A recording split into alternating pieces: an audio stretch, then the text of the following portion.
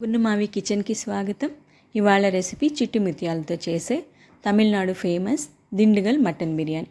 1/2 kg మటన్కి 1/2 kg rice తీసుకున్నాను. పెద్ద గ్లాస్తో 2 గ్లాసులు బియ్యం వస్తుంది. ముందుగా మసాలా పౌడర్ రెడీ చేసుకుందాం. 1 భాగం దాల్చిన చెక్కకి సగం జాపత్రి, 1/2 స్పూన్ షాజీరా, 2 స్టార్ అనాస్, 10 యాలకులు, 15 లవంగాలు పౌడర్ చేసి ఉంచుకోవాలి. తర్వాత జార్లో 10 చిన్న ఉల్లిపాయలని కచ్చాపచ్చా గ్రైండ్ చేసి పక్కన ఉంచుకోవాలి. కుక్కర్ పెట్టుకుని 100 ml ఆయిల్, నెయ్యి కలిపి వేసుకుంటున్నాను. ముందుగా 3 స్పూన్స్ కారం పొడి వేసుకుంటున్నాను. మీ రుచికి సరిపడా వేసుకోండి.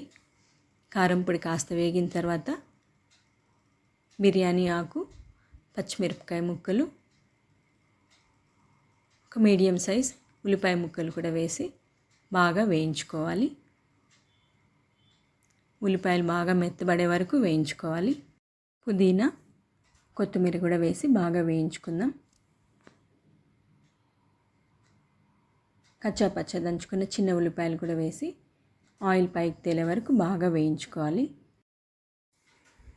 వేగిన తర్వాత 3 స్పూన్స్ అల్లం వెల్లుల్లి పేస్ట్ కూడా వేసుకుందాం.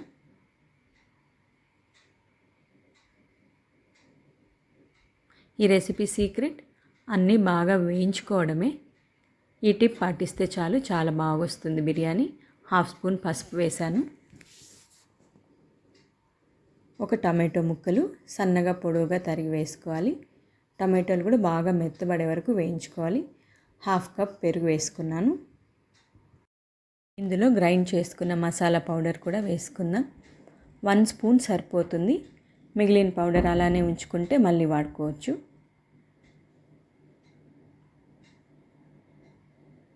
రుచికి సరిపడా ఉప్పు వేసి బాగా కలిపేసుకోవాలి. ఈ విధంగా వేగిన తర్వాత 1/2 kg మటన్ కూడా వేసి 2 to 3 minutes హై ఫ్లేమ్లో వేయించుకోవాలి. గ్లాసుల బియ్యానికి 4 గ్లాసులు నీళ్లు కావాల్సి వస్తుంది. 1 గ్లాస్ వాటర్ మనం మటన్లో వేసుకొని 3 to 4 విజిల్స్ వచ్చే వరకు ఉడికించుకుందాం.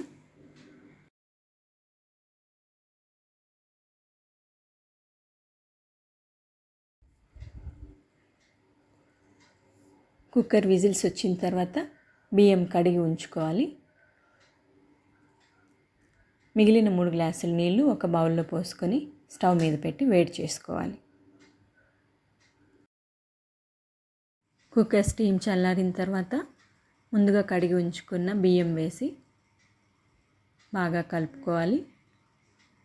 ఇందులో 1/2 లెమన్ పిండుకుందాం.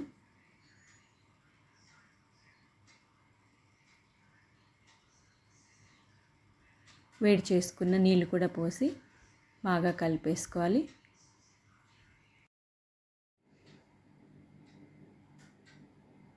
మూత పెట్టి విజిల్ పెట్టకుండా హై ఫ్లేమ్లో 3 to 4 minutes ఉడికించుకోవాలి. 80% కుక్ అయింది. ఈ విధంగా ఉడికిన తర్వాత బాగా కలిపేసుకొని మూత పెట్టి హై ఫ్లేమ్లో 1 విజిల్ వస్తే సరిపోతుంది. లేదంటే దమ్ పెట్టి కూడా ఉడికించుకోవచ్చు. బిర్యానీ రెడీ.